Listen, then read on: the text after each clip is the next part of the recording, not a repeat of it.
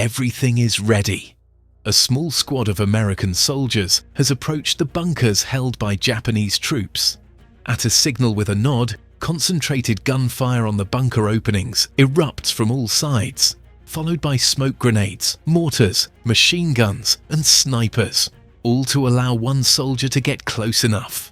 Now the Japanese soldiers are not aware that the flamethrower is right in front of their bunker, and in a split second, with the loud sound of massive flame, everything erupts. Immediately after, a series of bombs and explosives follow. After just a few seconds, silence prevails. Smoke, mixed with the stench of burning, emanates from the bunker, confirming that nothing remains inside. This time, the flamethrower operator was lucky, surviving a role whose life expectancy on the battlefield was only 4 minutes. This was just one of many flamethrower attacks, which during the Second World War in the Pacific was the only way to destroy the well-fortified positions of fanatical Japanese fighters.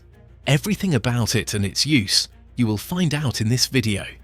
This video is created for documentary and educational purposes, trying to present historical information responsibly without graphic content and not cross YouTube's guidelines. The idea of people shooting fire at each other dates back to ancient history. Greek fire is the earliest example of this, existing since at least the 7th century.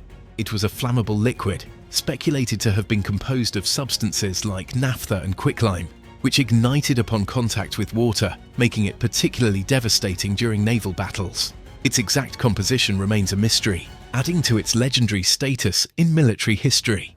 Fire has always been seen as an effective weapon, but its refinement for use would only come in World War I, with World War II seeing its most widespread application. As dangerous as this weapon was to the enemy, it posed risks to its users as well. To use a flamethrower effectively, the operator had to approach the enemy very closely, adding another horrific aspect to the whole scenario, as flamethrower operators were so close, just a few meters away.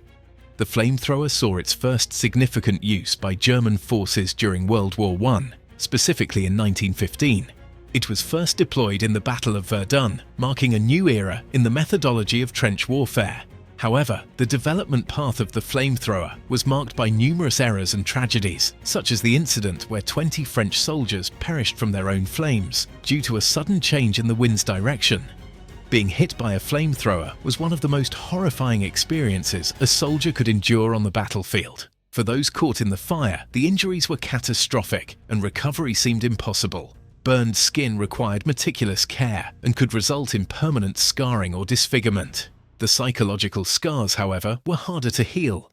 Nightmares, flashbacks, and the haunting memories of the attack destroyed the victim's mental health. The flames also consumed the oxygen around, leading to bunkers and pillboxes being depleted from oxygen completely. And then, well, you can guess what happens inside.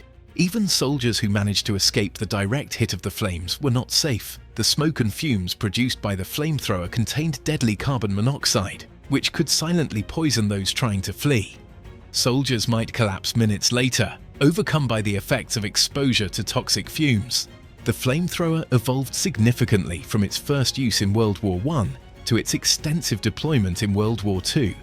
Initially introduced by the German army, the early versions like the Flamethrower required 2 operators due to their bulkiness, one to carry the fuel and another to manage the nozzle and direct the fire towards the enemy.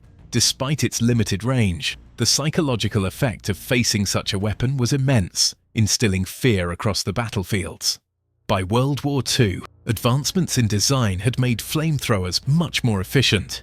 The American M1 and M2, along with the German Flamethrower 35, were lighter and could throw flames farther, allowing for single-person operation. This made them particularly effective in the Pacific Theater, where they were used to flush out Japanese soldiers from their entrenched positions in dense jungles.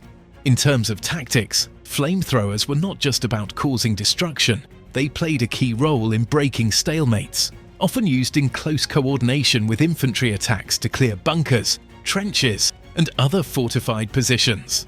The presence of a flamethrower on the battlefield signaled a terrifying advance, often forcing the enemy to retreat rather than face the flames. Despite their effectiveness, flamethrower operators faced immense danger. Carrying a flamethrower made them a prime target for enemy fire, especially snipers. Once a flamethrower operator stepped into action, they instantly became a magnet for enemy fire. Enemy soldiers prioritized them, knowing the devastating impact a flamethrower could have. The whole battlefield seemed to focus on them, making their mission incredibly dangerous. They relied heavily on their fellow soldiers for cover and support to move close enough to the enemy.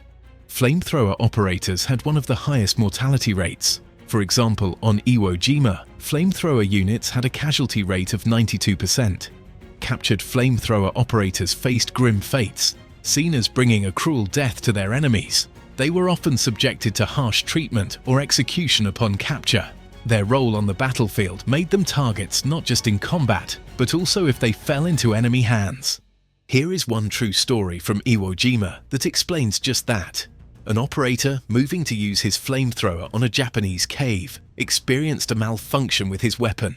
It misfired, leaving him defenseless. Seizing the moment, 2 Japanese soldiers ran out from the cave and captured him. For 2 days, his comrades could hear what the Japanese soldiers did to him. This tragic story shows you the extreme danger flamethrower operators faced, not just from the battlefield, but from the consequences of being captured. Despite their decline in modern warfare, flamethrowers were modified for vehicle use. One of the most notable models was the M1A1 flamethrower tank, often based on the M4 Sherman tank. Another significant model was the Zippo tank, used predominantly in the Vietnam War. These tanks were heavily armored, allowing for a more mobile and protected attack. While flamethrowers were effective in combat, ethical concerns led to their regulation. In 1980, a global agreement aimed to restrict the use of weapons causing extreme suffering. While this agreement did not explicitly ban flamethrowers, its influence led many nations to phase them out. Today, their use in warfare is rare, and most military forces have removed them from their arsenals. The flamethrower's legacy in military history is complex. Its effectiveness in clearing enemy positions was undeniable, but its horrifying impact raised serious ethical concerns. Once a dominant force on the battlefield, it now remains a symbol of one of the most terrifying aspects of 20th century warfare: